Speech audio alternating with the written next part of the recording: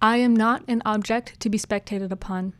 My existence is not for your gratification. I will not be put under this oppression. I will not lie down and take it.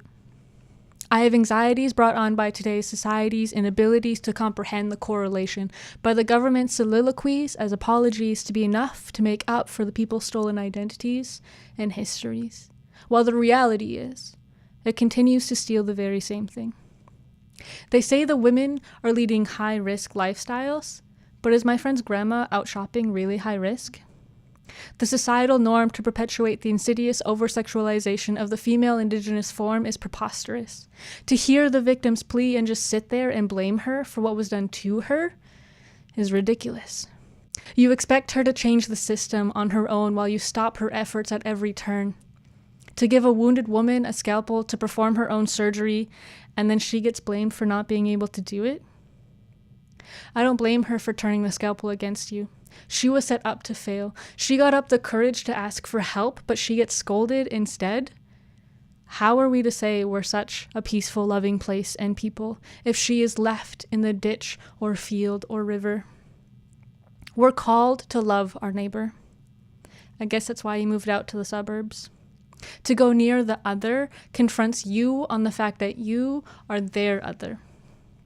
We no longer live in the Victorian era. Stop defining a woman by her sexuality. Stop seeing a Native woman as problems to be fixed. Stop equating that her existence is her body, not that she has a body.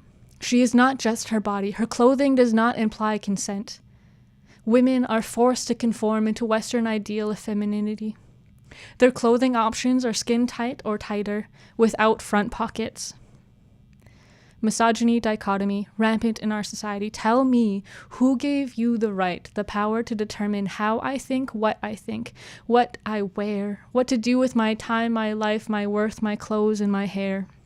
Just because we are not all the same doesn't mean the missing and murdered deserve to be treated like trash. We are told to be whatever we want, whoever we want, but only if we are what you say is okay. If only we fit the preferable mold. We are told to be either Pocahontas or Squaw. We are told to be like this, wear these clothes, have these phones and cars, be on welfare, and stay in poverty. If society could distract us enough by making us think that the things we use that last don't last, treating them and us as things that get used up, disposable products to be replaced, just as society treats its indigenous population. If we focus on ourselves, we're too busy to notice the ill treatment of the person next to us. We're not paying attention, and that means we're not at fault, right? No. The perpetrators of colonialism isn't just those actively acting out the destruction of indigenous peoples, but also the beneficiaries of the colonial system. There's a call for reconciliation. But to reconcile implies that we were friends to begin with, and I have to ask, when were we friends? How can we reconcile when from the beginning the government's intent was to destroy those first here? Reconciliation can't happen without truth, and the truth is, we need more than reconciliation. We need decolonization.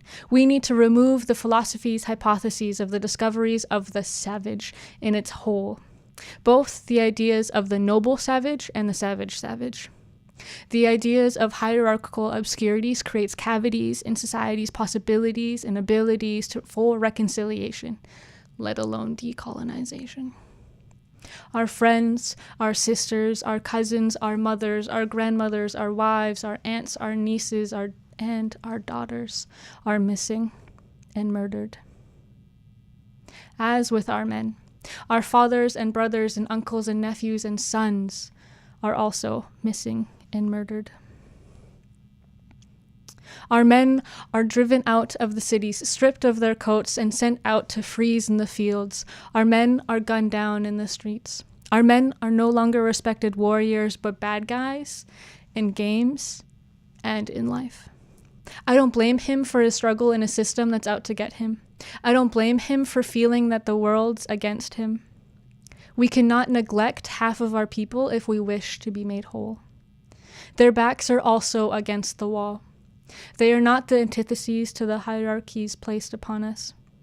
Just because we are not all the same doesn't mean the missing and murdered deserve to be treated like trash. You will be remembered. I love you, even if I've never met you, are missing and murdered. I love you. I miss you.